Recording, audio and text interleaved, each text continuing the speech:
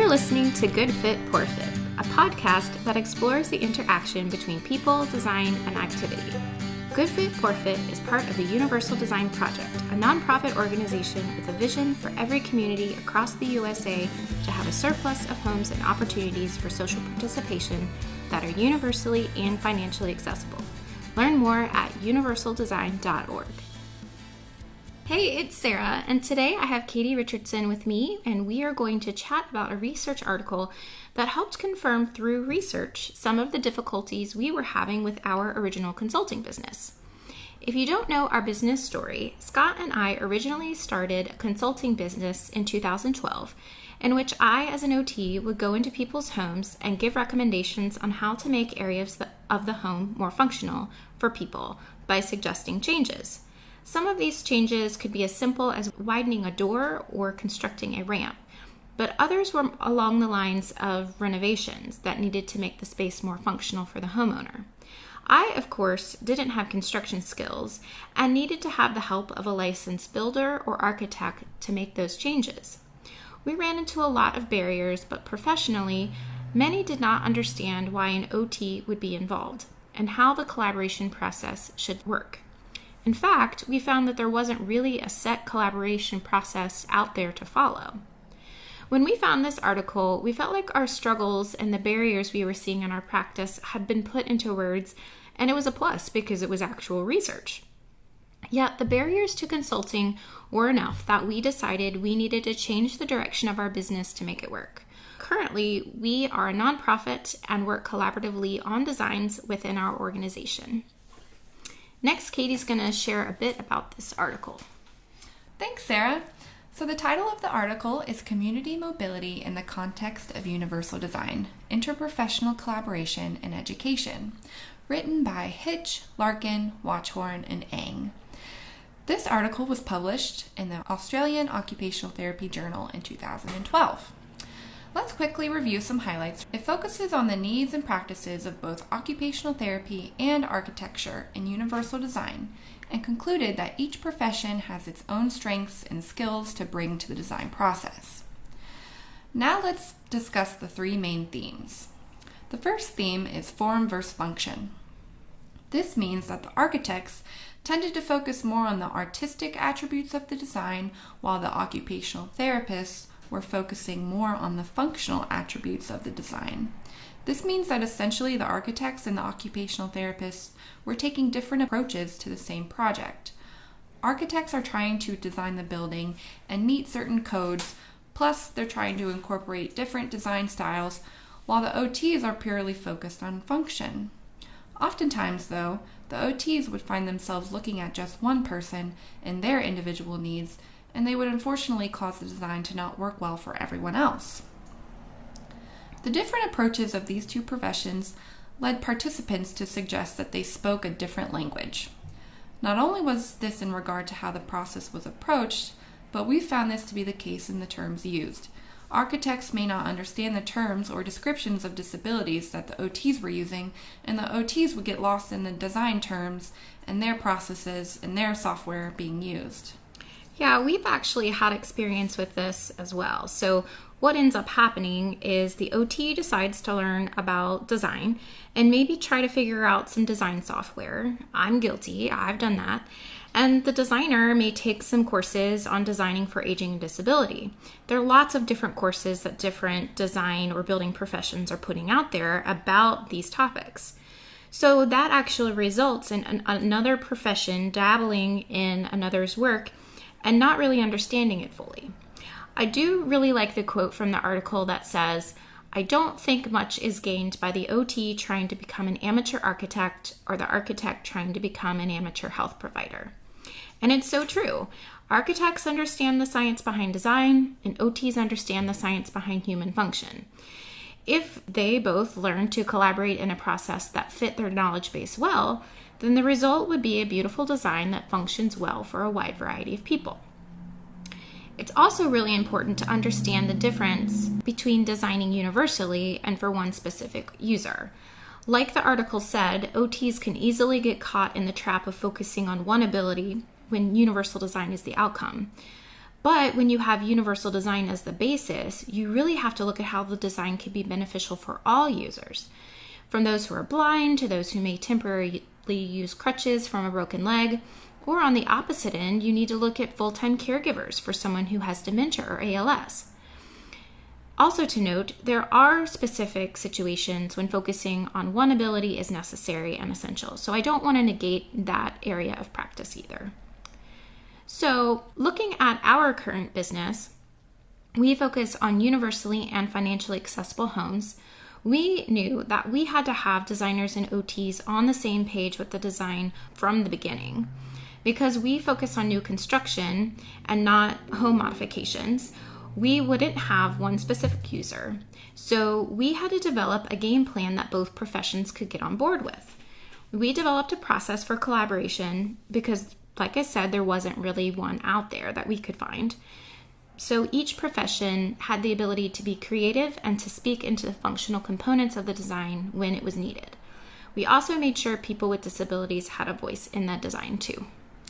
That makes sense that you changed to working collaboratively on a design to get all of the stakeholders involved.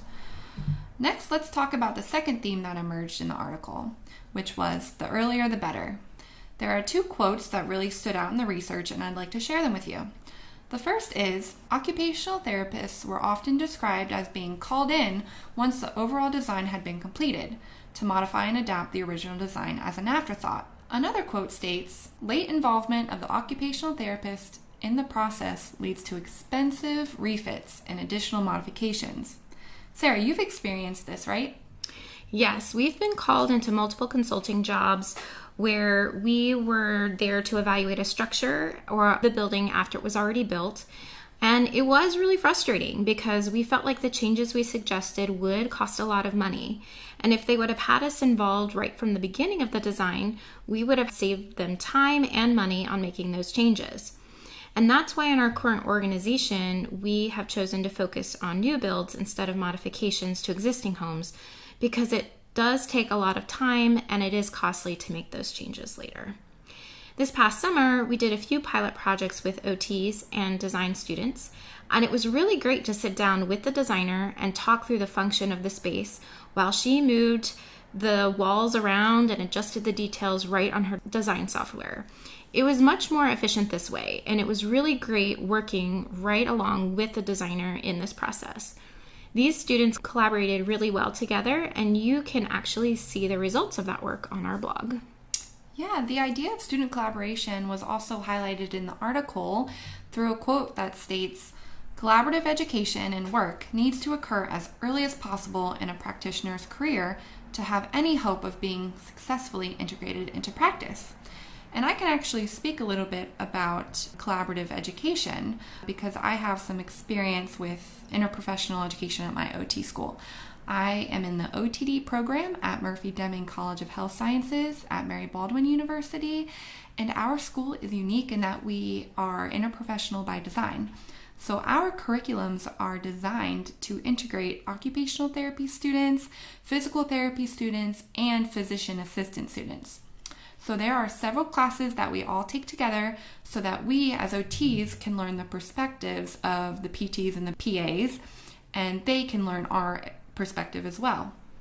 The reason that we do this is because in the real world, when we all graduate and get our first jobs, it's very likely that there is going to be collaboration among different healthcare professionals.